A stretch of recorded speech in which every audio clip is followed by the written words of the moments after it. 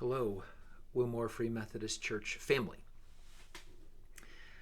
I hear that the coolest pastors video record updates like this and post them on YouTube for their congregations to watch.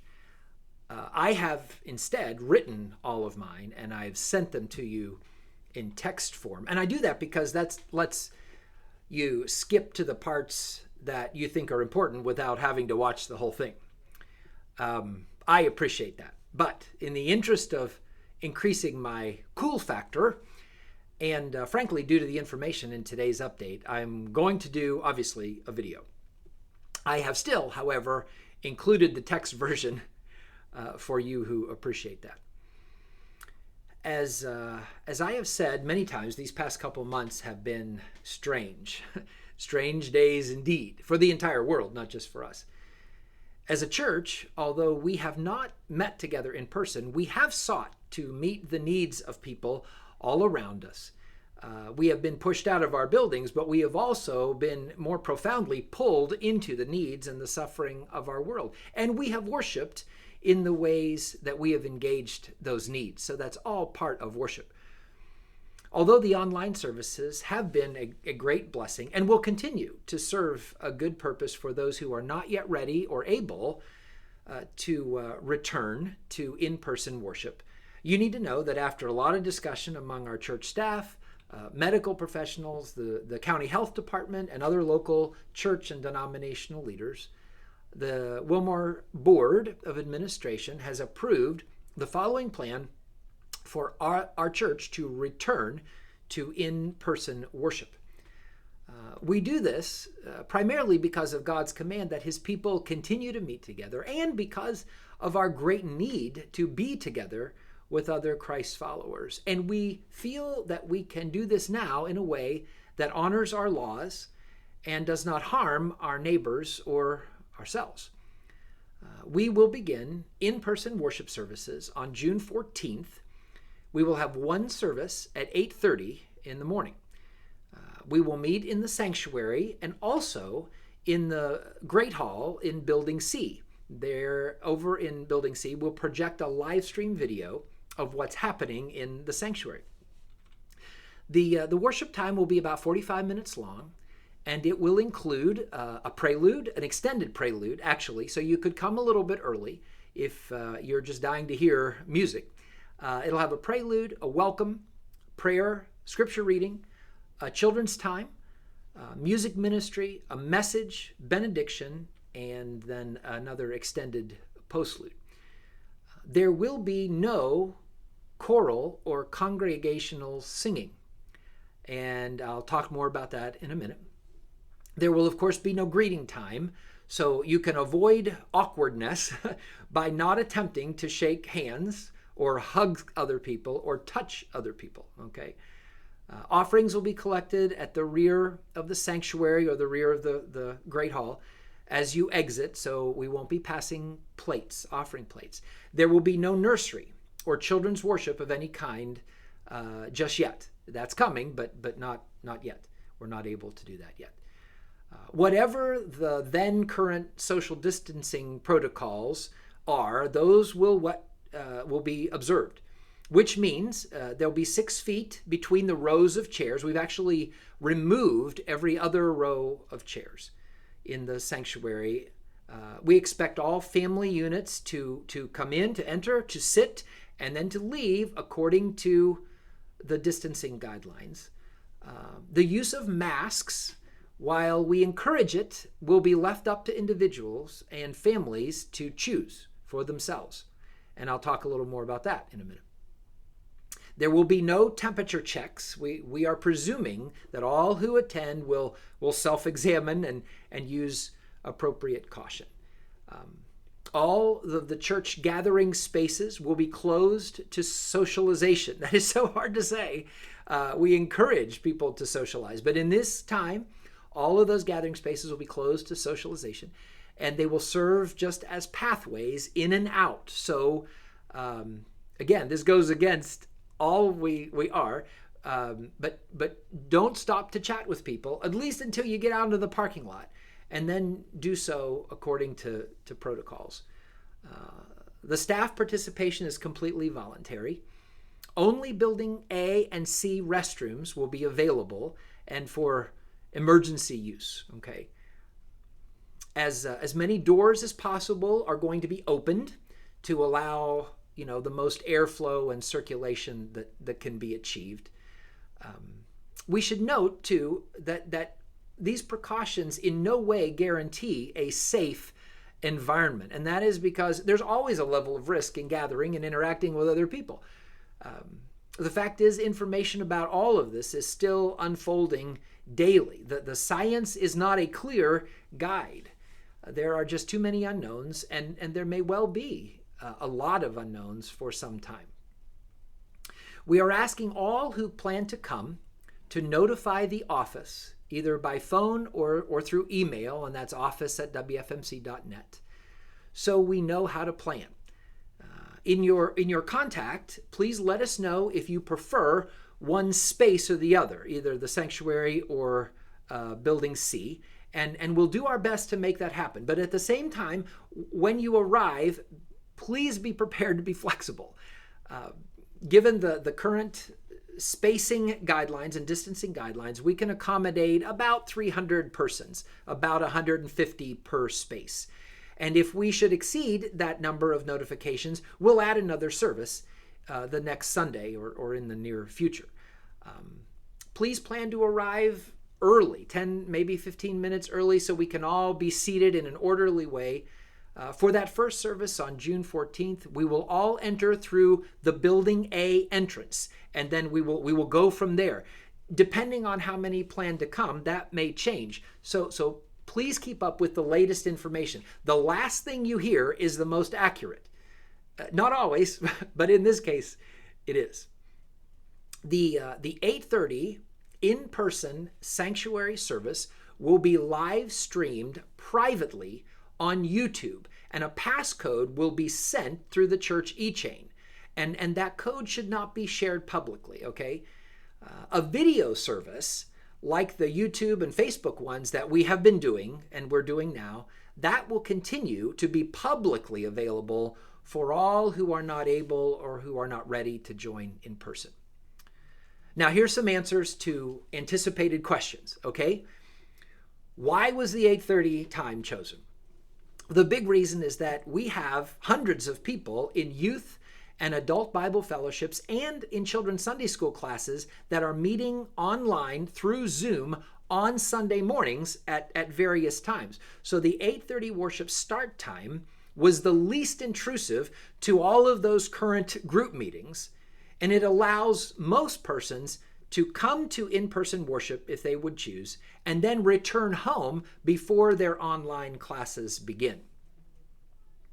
The second question, when are the ABFs, the Youth Bible Fellowships, and the Children's Sunday School classes beginning again in person? That's a good question. We'll be working with our ABF leaders, particularly, on this over the next couple weeks, and we'll get those going in person as soon as possible. But this isn't going to be simple. Frankly, the government's guidelines on this are rather confusing and even somewhat conflicting when it comes to childcare and groups and churches. So even when groups of 50 are permitted to gather later on this summer, some level of social distancing is going to be required. So the unclear direction and the lack of rooms large enough for the distancing requirements to be met has led us to remain online with all of the groups, at least for now. Why no congregational singing? For some, this is going to be the hardest pill to swallow. And believe me, we get that. This is not to say the in-person services will be music-less, while there will be more than normal instrumental music in the services, and there's even going to be solo songs in the in-person service. We are avoiding congregational singing due to the exacerbated risk of virus transmission that it introduces into the whole group. Nearly all medical counsel is to not sing in any corporate manner, with or without masks. And besides that, have you ever tried to sing in a mask? Try it, and you'll see why. It is very difficult. You know that we value congregational singing. For many, that is their highest expression of joy. So this is hard, but it's not forever, okay? It's not forever. What about communion on July the 5th? Recent CDC reports are conflicted regarding the risk of contracting the virus from surfaces. So for now, I'll say probably not, but we'll cross that bridge a little later, okay? Why are we encouraging but not mandating that masks be worn? Masks have become a major point of division in our society. I don't have to tell you that. And unfortunately, they've become the same in the greater church.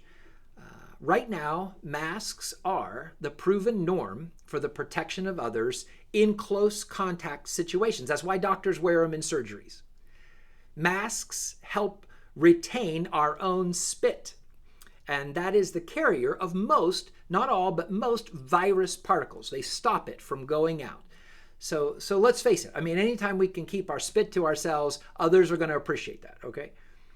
At the same time, the science is in debate about the degree of effectiveness of masks in a setting like corporate worship, especially when we're all speaking normally, when we're not shouting or singing, and when social distancing is being practiced. In trying to balance science with perception and freedom with care for others, we are choosing the route that we're choosing. Nobody wants to be the mask police. Neither will we be judgmental of others' convictions and decisions about this issue. We're taking the route of simply letting everyone know what to expect, and then all will be able to make their own decisions, okay? We are all responsible adults, except those of us who are children. Are we providing masks? No. This is a BYOM event. Bring your own mask, okay? Why will there only be room for 150 in the sanctuary? Well, presently, the guidance requires 6 feet of social distancing in all directions between family groups in these sorts of gatherings. And specifically, churches are to use no more than a third of their room capacities. So all that considered, we're left with room for about 150 in the sanctuary and then another 150 or so in the Building C Great Hall. We're also reserving a little bit of room for visitors who don't know to notify the office ahead of time and just show up. We don't want to turn people away.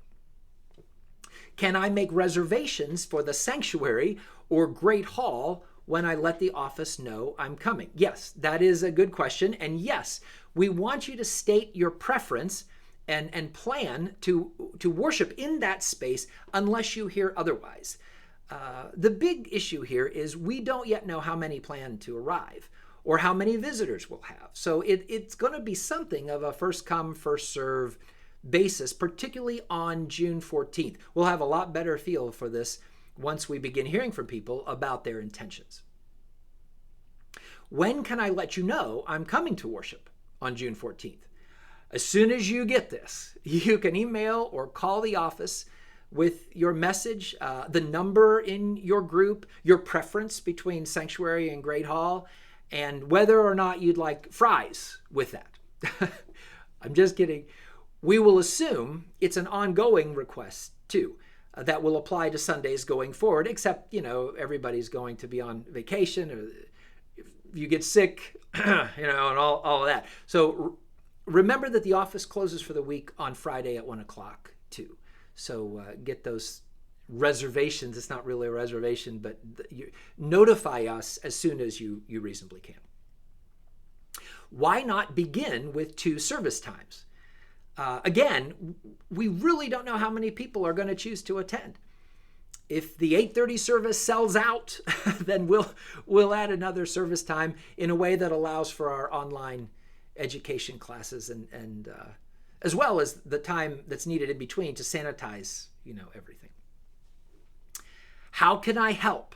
Oh, that's the best question that anybody can ask. We need ushers, probably more than anything else, people who will help answer questions and point people in the right directions. We'll also need probably some cleaning teams.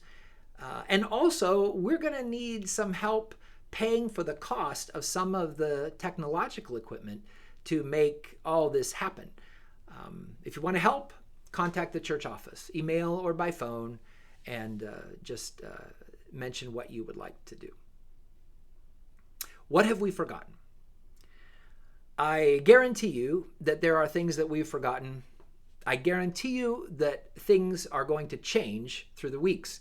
So as you have questions, please contact the church office. I promise you that we will either answer your question, we will give you an honest, I truly have no idea, or we will simply say, sorry, that's just our policy. We are very happy to return and just be together. And yet we know this will be different. This will be very different. Although it's not forever. We need to remember that above all else. Please also know that we all have very different opinions about all of this, and we will not all agree, and that's okay. But in our disagreement, we show grace, because that's what Christ's followers do. We will come together on the 14th, not to argue, not to see who believes in COVID and who doesn't, and not to make any political statements. We will come together, as we always do, to worship the true and living God and to honor Jesus Christ in our gathering in every way. Maybe more than ever, in these not business as usual days, the world is watching how the body of Christ handles itself. That means that we have a tremendous kingdom opportunity before us here. Maybe more than ever before, the world needs to see Jesus in Jesus' followers. May we be found guilty of Church Father Tertullian's kind of Christianity, who imagined the believers of his day being able to draw others to Jesus simply because of their love for one another. Even unbelievers noticing that while those without Christ around them fought and argued, they would exclaim of the followers of Jesus, look how they love each other. Look how they love each other. As different as they are, there must be something in them that makes that difference. There must be someone in us that makes a difference. We show that to the world moment by moment, and especially so in days like these. Strange days indeed. Thanks for listening.